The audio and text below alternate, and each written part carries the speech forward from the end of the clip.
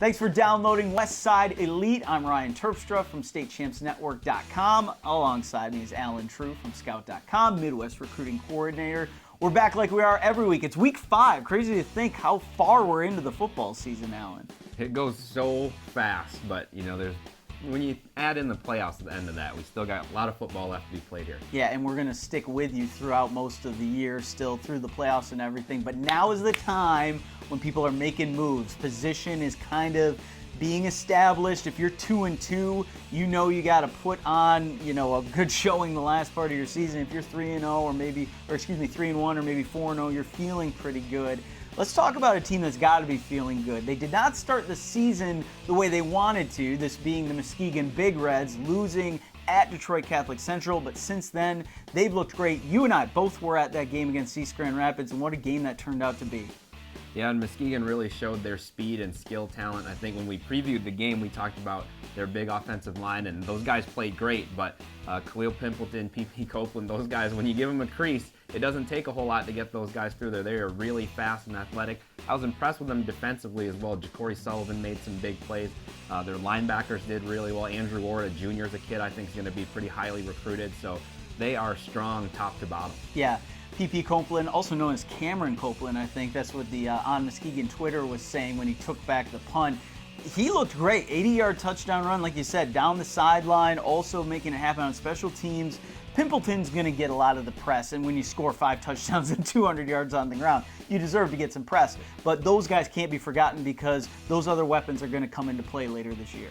No doubt. Copeland's a guy who can hurt you in the return game, too. He's one of those kids who you can hand it to him on a jet sweep, you can throw it out to him, you can do a lot of different things with him. That's the way a lot of schools play offense now, too, at the next level, and that's why I think he's got a great chance to be that kind of slot utility guy in college. Now Muskegon moves into the OK Black part of their play. We're definitely going to be keeping an eye on them when they play Mona Shores in a couple weeks. That's going to be a big one, yeah. And credit to East Grand Rapids as well. They struck first. They really kind of survived that first half. Then they came right out and they tied it again in the third quarter. At 3-1, they've got to be feeling good about themselves, and they're going to need to going into the OK White. Yeah, I think so, and that Muskegon game gives them a little bit of a taste of the kind of competition they may see in the playoffs. They're always well coached, they're always tough. An East Grand Rapids team is never going to lie down for you, and I thought that they did a great job of just battling through that game with Muskegon.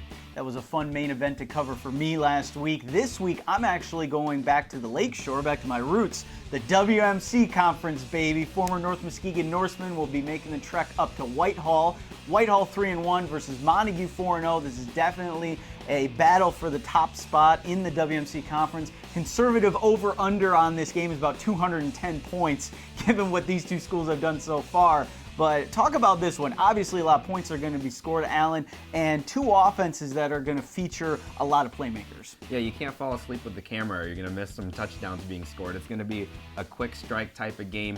Montague's offense has absolutely been rolling this year. I think they scored 70 points last week or the week before. Their quarterback, Jacob Bookberger, is playing really well. That's a very quarterback-friendly system. Pat Collins does a great job with them. So Whitehall is going to have to get a lot of pressure on him, contain him, not let him get comfortable in the pocket, and that's going to be their key to trying to pull off this game against Montague. Well, and I think Whitehall, their final game last year, they lost to South Christian in the playoffs. Of course, John Wasink was the quarterback there, so they have experience now kind of handling those big quarterback-led offenses. Credit to Montague, though. When I played against them back in my high school days, it was a wing T offense. Pat Collins comes in. I didn't even recognize these guys. Now, Cody Cater helps you be successful in that way, but this is going to be an exciting game, people, and that's why we're going to put it on statewide television on State Champs, so make sure you check out those highlights Sunday at 9 a.m.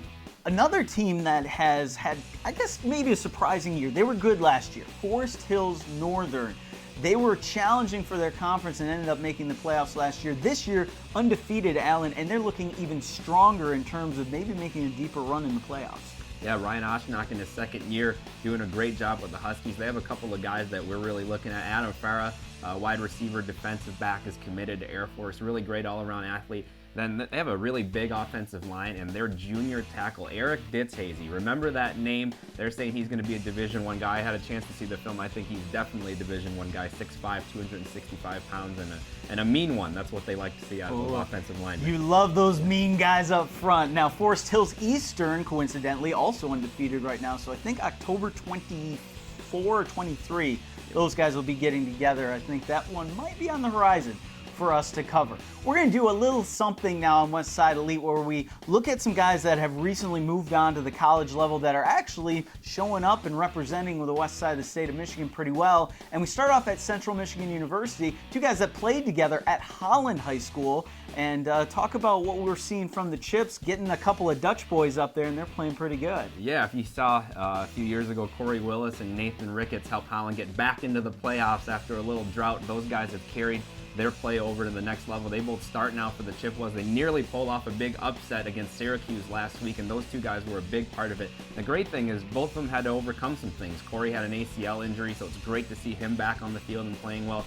Nate was a kid that had some offers, waited a little bit. Some of the offers went away and had to find a home at CMU late. Now he's proven his worth. He's in the starting lineup for them, so it's great to see those two kids doing well, because it didn't always come easy for both of them. Definitely not. And I remember watching Corey play, and I think I was at the game where he injured his knee, and such a sad thing to see from a promising athlete like that.